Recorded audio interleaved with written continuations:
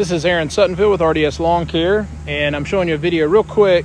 I am actually testing my sprinkler system today to see how long does it take, how long should I have to run this zone to receive 1 inch of water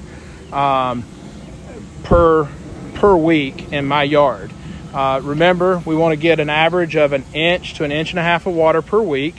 And my system is going to run for about 30 minutes here. And if you'll notice, I've got these little white circles in the yard. Those are actual little bowls that I took out of the house.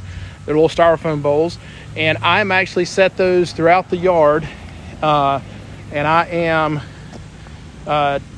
letting the system run for about 30 minutes in this zone. I've got 6 of these bowls, and I'm testing. I'm going to measure at the end of this time and see how much water's in those bowls. And then that'll tell me how long my system has to run to achieve 1 inch of water. Then I'll take that time, divide it by my 2 times per week that I want to run my system, and I'll water my yard for that long after that. So just wanted to show you this quick little experiment. I've got 6 of these little white styrofoam bowls, and I'm currently collecting the water as the system runs. If you have, you can see these heads. I don't know if you can tell in the video, but these are multi-stream rotating heads. These are called MP rotators, and these have little, you see the little multi-streams. So this is one type of head that you could have in your system. Another type of head would be a fixed spray head or a misting head. Those are heads that pop up and they just spray out a fixed spray pattern. They don't move. So you would want to test that zone. As well as if you have the large rotating stream heads, just one stream of water that's spraying across back and forth, you would want to test all three of those systems to see how much it takes to achieve 1 inch of water. This is the first step. I'll let it run for 30 minutes, and then I'll check back with you and show you how much water we've collected. And then we'll know at that point how long a zone with these types of heads needs to run to achieve 1 inch of water. So we'll check back with you here once this is done. Okay, we're back here, and I've actually pulled 2 of these bowls, and I'm going to go around to the others and measure them. But I just wanted to show you that it might be hard to see on here, but I've run my system for 45 minutes. And it took me 45 minutes on my zone to reach 1 inch. And if you look, yep. So let's go over here and let's measure a couple other bowls. So it may be a little difficult in the yard. Let's see if we can get them to be level. Let's see what this one is. It's just a little under 1 inch right here. And then let's level up this bowl real quick. Okay,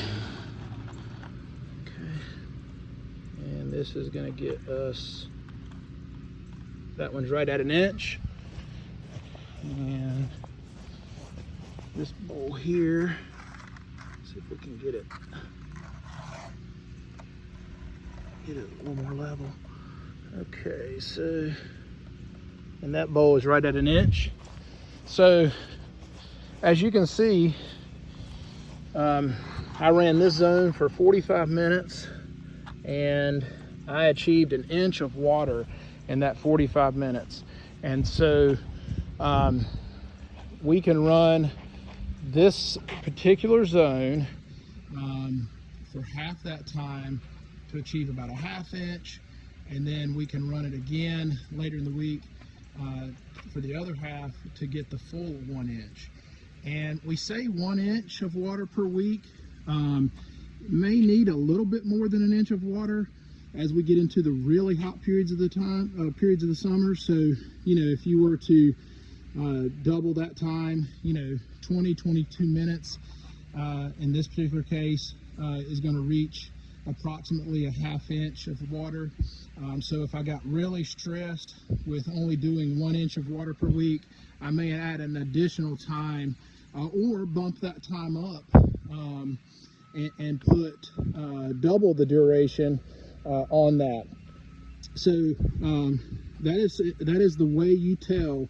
That's the best way to tell how long it takes your system to reach 1 inch. And you know, again, these are multi-stream rotating heads.